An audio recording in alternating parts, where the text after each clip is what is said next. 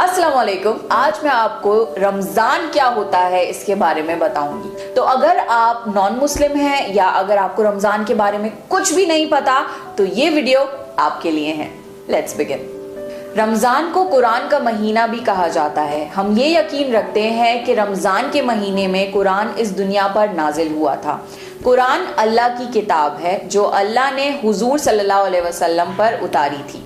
हुजूर सल्लल्लाहु अलैहि वसल्लम हमारे नबी हैं जिनको इस पूरी इंसानियत के लिए एक हिदायत बनाकर भेजा गया था ताकि वो हमें जीने का तरीका सिखाएं। तो इस महीने में मुस्लिम्स ज़्यादा से ज़्यादा कोशिश करते हैं कि कुरान पढ़ें और अल्लाह के और करीब आ सकें। ओरिजिनली कुरान अरबी यानी अरबिक लैंग्वेज में है, पर क्योंकि हर किसी की लैंग्वेज अरबिक नहीं है, इस्लाम पूरी दुनिया में फैला हुआ है, तो लोग अरबी में तो उसे पढ़ते ही हैं, उसके साथ साथ उसका ट्रांसलेटेड वर्जन भी पढ़ते हैं ताकि कुरान उन्हें समझ आ सके। कुरान हर लैंग्वेज में ट्रांसलेटेड है। कुरान पढ़िए और जानिए इस्लाम के बारे में। अब इतना तो आपको पता ही होगा कि रमजान के महीने में मुस्लिम्स रोजे रखते हैं, बट इस चीज में काफी लोगों को काफी सारी कंफ्यूजन्स होती हैं। तो मैं आपको बहुत सिंप्लीफाई करके बताती हूँ। सुबह सूरज निकलने से पहले हम कुछ भी खा या पी सकते हैं, उसे कहते हैं सहरी। उसके बाद पूरे दिन हम कुछ भी नहीं खा सकते, ना ही कुछ पी सकते। जी हाँ, पानी भी नहीं, चाहे वो एक ड्रॉप ही क्यों ना हो। पूरे दिन रोजा रखा जाता है। फिर सनसेट के टाइम पे यानी सूरज गुरूब होने के टाइम पे हम अपना रोजा खोलते हैं, उसे कहते हैं इफ्तारी। अब क्योंकि पूरे दिन भूखे रहते हैं और भूख भी लग रही होती है, तो बहुत एक मिनी पार्टी टाइप हो जाती है इफ्तारी के टाइम पे, और हर कोई इफ्तारी का वेट करता है। हर कोई बहुत खुश होता है इफ्तारी के टाइम पे, क्योंकि ये बहुत ही ज्यादा ब्लेसिंग्स वाला टाइम होता है, बहुत रहमतें होती हैं इस टाइम पे। जो भी दुआ मांगो वो कबूल होती है। तो ये एक बहुत ही खूबसूरत सा वक्त होता है। इफ्तारी के बाद पूरी रात का जितना भी टाइम है हम कुछ भी खा पी सकते हैं। तो ऐसा बिल्कुल नहीं है कि 30 दिन लगातार कुछ नहीं खाना पीना, ऐसा पॉसिबल भी नहीं है। हर दिन का ये साइकिल होता है। सुबह खा सकते हैं, फिर पूरे दिन कुछ नहीं खाना, शाम को हम रोजा खोल लेते हैं, पूरी रात कुछ भी खा या पी सकते हैं। तो ये पूरा एक 30 डे का साइकिल होता है। रमजान का महीना कई चीजें सिखाता है, उसमें से एक है सेल्फ कंट्रोल। बहुत आसान है कुछ भी खा पी लेना जब कोई देख ना रहा हो। दिन भर में ऐसे बहुत मौके मिलते हैं कि कोई आसपास नहीं है और आप कुछ भी खा पी सकते हो और किसी को पता भी नहीं लगेगा, पर हम ऐसा नहीं करते। क्यों? क्योंकि हम ये यकीन रखते हैं कि अल्लाह हमें देख रहा है और हम इस वजह से कुछ भी दिन भर खाते पीते नहीं हैं, क्योंकि हमें ये यकीन है कि हम जो भी काम कर रहे हैं, चाहे वो अच्छा हो या बुरा हो, अल्लाह हमें हर वक्त देख रहा है। और यही है एसेंस पूरी लाइफ का। पूरी जिंदगी ऐसे गुजारी जाए जैसे अल्लाह हमें हर वक्त देख रहा है, जो कि सच बात है। तो अच्छे काम करें जिंदगी में, बुरे काम ना करें, यही सिखाता है रमजान हमें। अब क्योंकि पूरे महीने हमें भूख और प्यास के एहसास के बारे में पता लगता है, तो हम बेसहारा भूखे प्यासे लोगों से ज्यादा एम्पैथाइज कर पाते हैं, उनके एहसासों को ज्यादा हम समझ सकते हैं।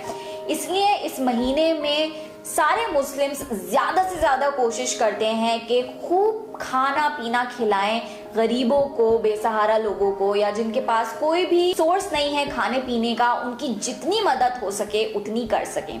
अब वो खाने की फॉर्म में भी करते हैं कि इफ्तारी के टाइम हर जगह कोशिश करते हैं कि ज्यादा से ज्यादा पड़ोस में या इधर उधर इफ्तारी बटे, और वॉलंटरी चैरिटी यानी सदका भी दिया जाता है। यानी अपनी मर्जी से आप गरीबों को या जरूरतमंद लोगों को पैसे या किसी भी फॉर्म में मदद कर दें। दूसरी चीज जो बहुत जरूरी है रमजान में करना, वो होता है ज़कात देना। ज़कात मतलब आपके पूरी साल की टोटल इनकम का 2.5% यानी 2.5% जो भी अमाउंट होता है पैसे का, वो आपको तकसीम करना होता है, यानी डिस्ट्रीब्यूट करना होता है गरीबों में। पैसे, खाना, रिसोर्सेज, हर चीजें डिस्ट्रीब्यूट की जाती हैं ताकि ज्यादा से ज्यादा इस पूरी दुनिया में जितने भी लोग हैं उनकी मदद हो सके। किसी भी तरह का सदका या ज़कात देने से आपकी जो रिज़्क है उसमें कोई भी कमी नहीं आती, इनफैक्ट उसमें और ज़्यादा बरकत होती है। हम जितना ज़्यादा और लोगों को देते हैं अल्लाह हमें उतना ही ज़्यादा देता है। रमज़ान के महीने में शैतान को बांध दिया जाता है। हम ये यकीन करते हैं कि शैतान जो है वो हमें सारे बुरे काम करने के लिए उकसाता है, तो शैतान इस महीने में बांध दिया जाता है और हमारे लिए बहुत आसान हो जाता है अच्छे काम करना और बुरे कामों से दूर रहना। रमजान को माफी का भी महीना माना जाता है। हम मुस्लिम्स ये बिलीव करते हैं कि कयामत का एक दिन होगा जिस दिन हर इंसान को अपने हर काम के लिए जवाब देना पड़ेगा। एक एक चीज, एक एक काम जो आपने इस दुनिया में किया है, हर उस चीज की बहुत बारीकी से आपको सफाई देनी पड़ेगी, उसका आपको अजर मिलेगा और वो बहुत ही ज्यादा सख्त दिन होगा। हम अल्लाह से ये दुआ करते हैं कि कयामत के दिन अल्लाह हमें माफ करे, हमारी गलतियों को दरगुजर करे, और इसलिए इस महीने को माफ़ी का महीना भी माना जाता है, क्योंकि इस महीने में अगर कोई अपनी गलतियों की सच्चे दिल से माफ़ी मांगता है अल्लाह से तो अल्लाह उसे माफ़ कर देता है। तो इसलिए ये महीना और भी ज़्यादा ख़ास है मुस्लिम्स के लिए। रमज़ान के महीने में कोई भी अच्छे काम का सवाब कई गुना ज़्यादा मिलता है, जैसे कि आपने वो काम कई बार किया हो। रमज़ान के महीने में दुआएं बहुत ज़्यादा कबूल होती हैं, स्पेशली इफ्तार के टाइम या तहज्जुद के टाइम।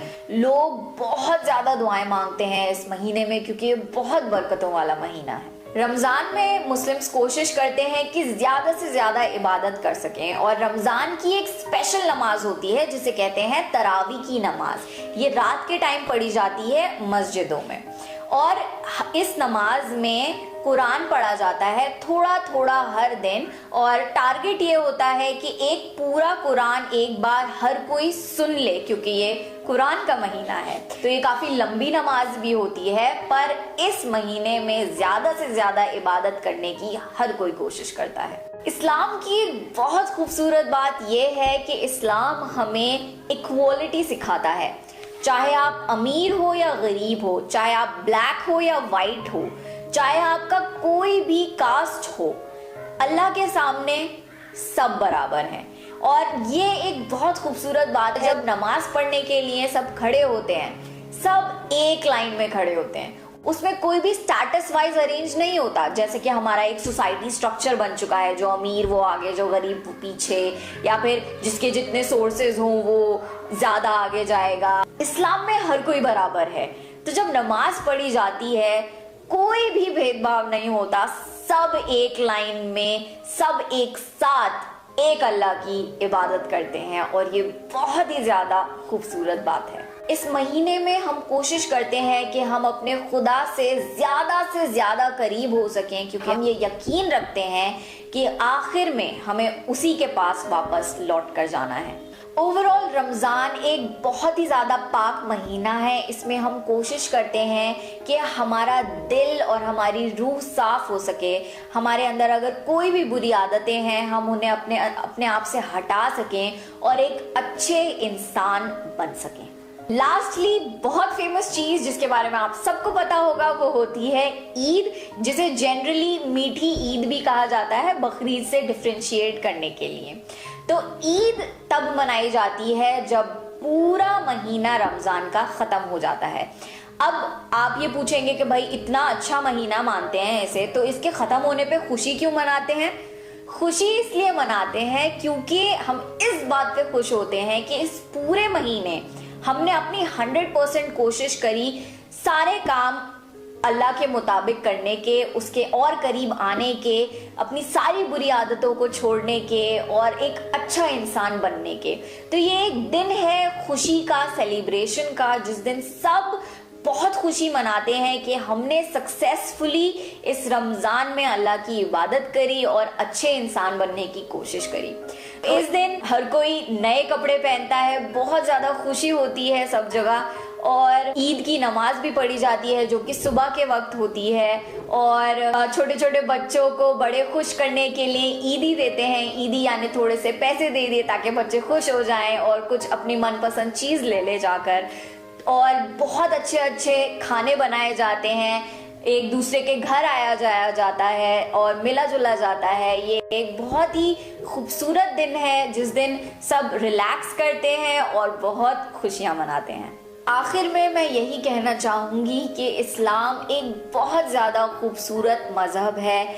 हमें सिर्फ़ और सिर्फ अच्छाई करने की हिदायत दी जाती है। आप कुरान पढ़कर देख लीजिए, आप हमारे नबी हुजूर सल्लल्लाहु अलैहि वसल्लम की पूरी लाइफ जर्नी पढ़ लीजिए या आप इस्लाम टीचिंग्स पढ़ लीजिए। सिर्फ और सिर्फ अच्छाई और नेक काम करने के इंस्ट्रक्शंस हैं। इस्लाम एक पूरा जिंदगी जीने का तरीका है। तो आज के टाइम पे आपको मीडिया में मुस्लिम्स के खिलाफ या इस्लाम के खिलाफ जो भी गलत बात बताई जाती है उस पे आंख बंद करके यकीन मत करिए। आपको कोई भी क्वेरी है, आप किसी मुस्लिम से इंटरेक्ट करिए, आप उससे पूछिए कि क्या ऐसा है या नहीं है। आपकी शायद वो क्वेरी सॉल्व कर दे। अगर नहीं हो पाती तो आप YouTube पे सर्च करिए, बहुत ज़्यादा इंफॉर्मेशन अवेलेबल है।